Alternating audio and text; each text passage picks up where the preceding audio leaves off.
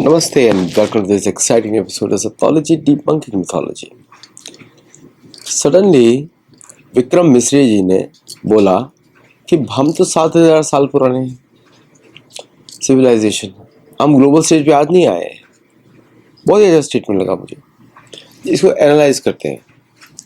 देखिए, कहीं ना कहीं भारत में, भारतीय सरकारों में, एटलीस्ट द करंट लीडरशिप में वो बात आ चुकी है कि हमारी जो पहचान है बहुत पुरानी है। भारत का एकमात्र देश है जिसका इतिहास जो है सृष्टि के आरंभ से है। भारत वर्ष बनाया गया था ब्रह्मा के पहले दिन में। ओके, तो सृष्टि जो ब्रह्मा का दिन होता है एक कल्प का, तब से भारत का एग्जिस्टेंस है। वेस्टर्न स्कॉलर्स इसको नहीं मानते क्योंकि मतलब आत्मते मन्यते जगत, मतलब कूट मंडप न्याय मतलब कि जो फ्रॉग इन ए वेल बोलते हैं ना, वो मेंढक वाला उनका लॉजिक है। मेंढक को कुएं से बड़ा कुछ दिखाई नहीं देता, उसको लगता है कुआं ही मेरी जिंदगी है। तो पश्चिमी देशों की जिंदगी जो कुएं में के अंदर है,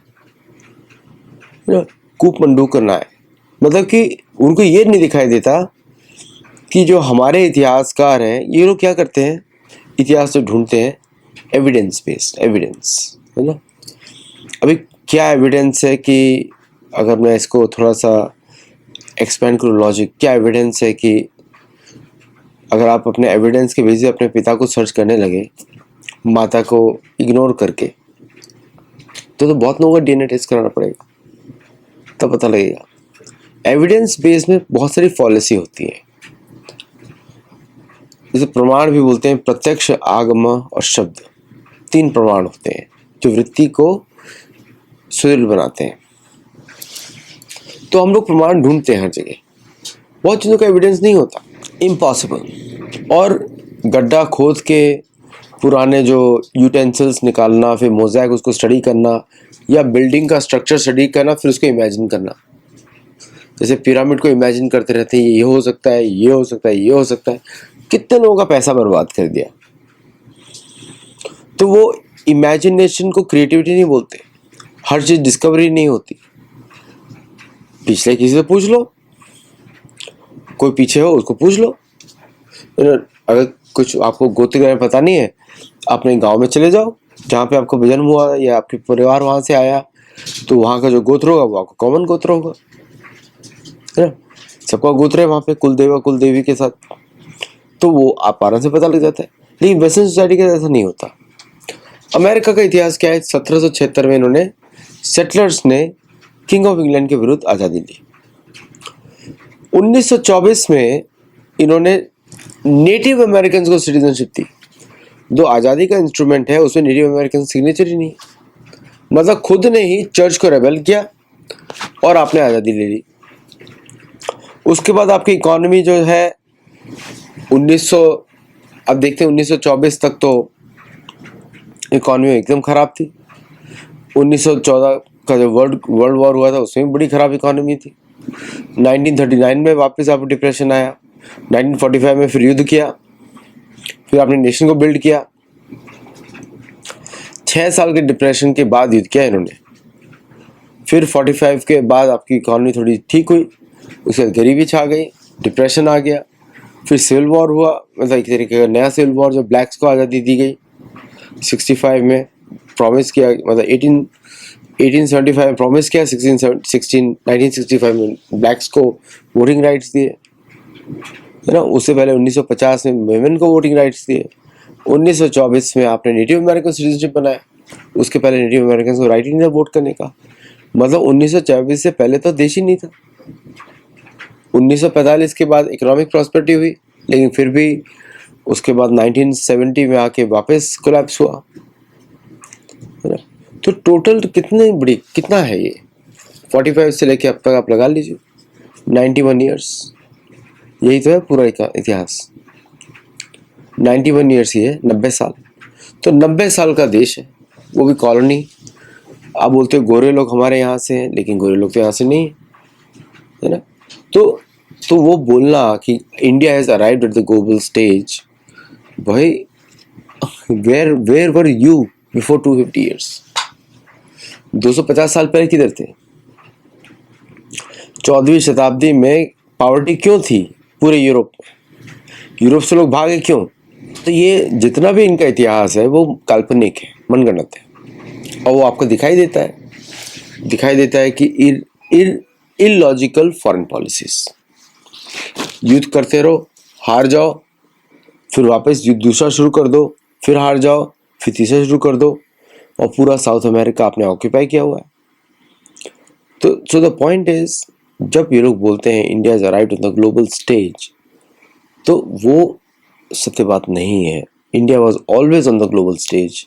आप लोगों ने बहुत लूटने की कोशिश की, खसोटने की कोशिश करी, आज वापस खड़ा हुआ है। और भारत के आसपास जो प्रॉब्लम्स क्रिएट की गई थी, जैसे पाकिस्तान और बांग्लादेश है, वो सब अमेरिकन प्रॉब्लम्स है। डोनाल्ड ट्रम्प बोलते हैं कि मैं भारत की रक्षा करूंगा। अरे आप तो सबसे बड़े आक्रांता है, आप क्या रक्षा करेंगे? है ना?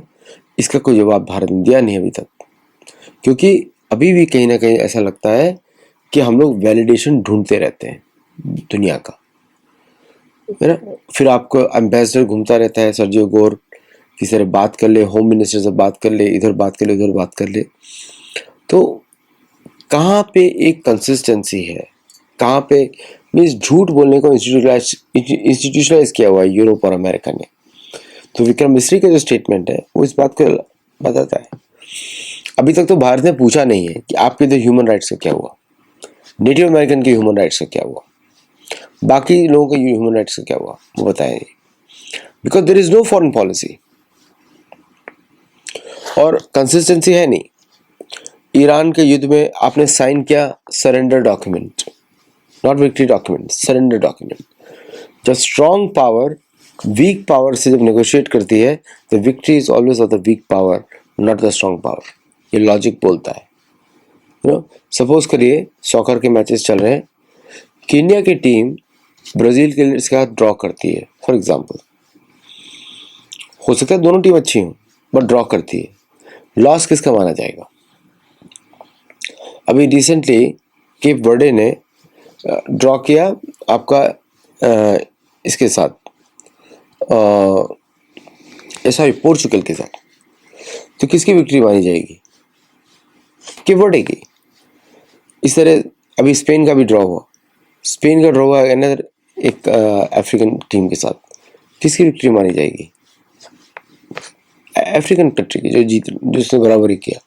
सो when the weak power is able to sustain itself against a stronger power, तो वीक कंट्री की विक्ट्री मानी जाती है। जैसे 1971 का युद्ध भारत जीत गया, 93 साल सरेंडर किया, लेकिन इंदिरा गांधी 72 शिमला एग्रीमेंट में एक तरीके से हार गई। सेना जीत गई, सरकार हार गई, वो सॉल्यूशन नहीं कर पाई बांग्लादेश का, न वो सॉल्यूशन कर पाई पाकिस्तान कश्मीर का, तो हार गई। सो इस तरह उसको देखा जाता है दुनिया की जो विक्ट्री और डिफीट है। इसलिए बोला जाता है कि अगर आपको मिलिट्री युद्ध लड़ना है तो कंक्लूजन पे लेके जाइए, बस छोड़। अगर दुश्मन पिट रहा है और वो बोल रहा है सीज फायर करना है, आप सीज फायर थोड़ी दोगे उसको, वो जीत जाएगा, फिर आप उसकी बात नहीं मानोगे, आप कंटिन्यू करोगे ऑपरेशन, थोड़ा और पनिश करोगे, उसके बाद छोड़ोगे उसको। That's how the wars are won. हर जगह आइडियलिज्म नहीं चलता, क्योंकि समय कभी बदल सकता है। शक्तिशाली सेनाएं हार जाती हैं इस तरह का एटीट्यूड रख के। सेना बड़ी शक्तिशाली है ऑन पेपर, लेकिन हार जाएगी, क्योंकि उसको मालूम है उसके बलिदान का रिस्पेक्ट नहीं करते। उसके बलिदान का रिस्पेक्ट होता है दूसरे की जमीन रख के। तो जो सैनिक जहाँ पे उन्होंने कब्जा किया है, उस सेना को, उस जगह को लेकर उसके सारे शहरों का नाम उस विजेता सैनिकों के नाम पे होना चाहिए, ऐसा होना चाहिए, है ना? अगर भारतीय सेना कुछ कैप्चर करती है तो वहां के जो सेना की टुकड़ी के जिन्होंने बहादुरी दिखाई, उनके नाम पे होना चाहिए जगह को। तो राजपूताना राइफल्स कहीं घुस गई तो राजपूताना राइफल्स का कुछ नाम होना चाहिए वहां पे, सो पीपल नो यहाँ तक हम गए थे और ये हमारे जमीन आज भी है हमारे पास। सारे युद्ध होते हैं भूमि के ऊपर। तो अभी अमेरिका इतना दूर बसा हुआ है कि कोई अमेरिका की तरफ नहीं आ सकता, और इसलिए लोगों को बड़ी प्रॉब्लम भी होती है क्योंकि दूर से है और वो शिप्स का यूज़ करता है, शिप्स के थ्रू अटैक करेगा and it will come to the foreign lands, वहाँ पे युद्ध करता है। लेकिन ये जो ईरान और अमेरिका का युद्ध है उसने पैराडाइम बदल दिया है। अब भारत को भी ईरान ने दिखा दिया, अब दुनिया भर को होप है कि यस इनके साथ लड़ा जा सकता है, और वो ईरान की प्रिपरेशन थी इस तरह की कि लड़ा जा सकता है। अब ईरान ने उसको, तो जब ट्रम्प ऐसा लूज स्टेटमेंट देते हैं कि India is arrived on the global stage, वो ये बोल रहे हैं एक्चुअली में कि भाई even though we don't want you, but तुम आ गए, हमारे बराबर आ गए। हम लोग तो लूट के इतने बड़े हुए, तुम लूटने के बाद भी इधर तक आ गए, बहुत बड़ी बात हुई। तुम लूटने के बाद भी यहाँ पर आ गए, बहुत बड़ी बात हुई। तो ये जो एनालिसिस है, इसमें हमको बहुत सारी चीज़ें सीखनी चाहिए। एक तो ये सीखना चाहिए कि अब हम लोगों को पीछे नहीं देखना है। जो कॉलोनियल नैरेटिव्स हैं, जैसे कि बांग्लादेश है, पाकिस्तान नाम का कृत्रिम देश है, बांग्लादेश नाम का कृत्रिम देश है, ये यहाँ पे नहीं रहने चाहिए। और दुनिया भर में जो अन्याय है, जैसे कि फॉरेन पावर्स ने यूएन के थ्रू, WHO के थ्रू, अभी आज ही रिपोर्ट आई, तुलसी कुमार ने रिलीज करी कि अमेरिका ने फंड किया था gain of function research, America ने फंड किया था वुहान लैब्स को। तो मतलब कोविड का जनक तो अमेरिका ही हुआ ना, जो मैंने सबसे पहले आपको बताया था 4-5 साल पहले, जनक तो अमेरिका ही हुआ ना। तो now with all that information there, all that information, तो भारत की जो पॉलिसीज है शास्त्रोचित होनी चाहिए। शास्त्रोचित में होता है कि सेनाओं का प्रभाव ज़्यादा होना चाहिए सारी फॉरेन पॉलिसी के। जितनी शक्तिशाली आपकी सेना है उतना ही आपका वर्चस्व दुनिया में। मतलब वो बोल रहा है America, you have militarily come on par with us और you can be better than us, ये बोल रहा है। America acknowledges that Indian military, Indian diplomacy is at par और बेटर देन देम। ये इसको रीड करना चाहिए। लेकिन न्यूक्लियर बॉम्ब चाहे आपके पास एक हो या 1000 हो, डजेंट मैटर। एक भी गिर गया उसका ही प्रॉब्लम है, 1000 हो उसका ही प्रॉब्लम है, ठीक है। और तो डजेंट मैटर। लोग बोलते हैं कि जितना नंबर्स होगा उतना ज़्यादा, अरे उसको मेंटेन भी करना पड़ता है भाई। आपको जितनी ज़रूरत है आप उतना बनाइए, इसको मेंटेन भी करना पड़ता है। और कितना आप ऐसा तो नहीं है कि अमेरिका 5000 न्यूक्लियर बॉम्ब को यूज़ करेगा एक साथ, ऐसा तो है नहीं कि वो गिराएगा 2000 बॉम्ब इन 2000 प्लेसेस, ऐसा गिराएगा नहीं। प्लेटफॉर्म नहीं है ना। टोटल प्लेटफॉर्म अमेरिका के पास न्यूक्लियर बॉम्ब के होंगे 200, 250, 300, नॉट मोर देन दैट। तो ये सब न्यूक्लियर बॉम्ब्स का number it doesn't matter.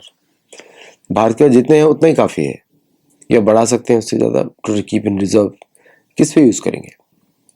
So the point is when America says, और विक्रम मिश्री जी का रिप्लाई है very apt, but more needs to be done gradually. और इकोनॉमिक जो ग्रोथ है happens with the military posture. जितना स्ट्रांग मिलिट्री पोस्चर होगा उतनी ज़्यादा इकोनॉमिक ग्रोथ होगी। तो आज के लिए इतना ही। Thank you very much. I will see in the next show. नमस्ते एंड जय जगन्नाथ। अगर आप हमारे मेंबर नहीं हैं तो मेंबर जरूर बने। अगर आपको वीडियो अच्छा लगा है तो UPI और अदर मेथड्स के थ्रू आप हमको सपोर्ट कर सकते हैं। आई will see in the next show. Thank you.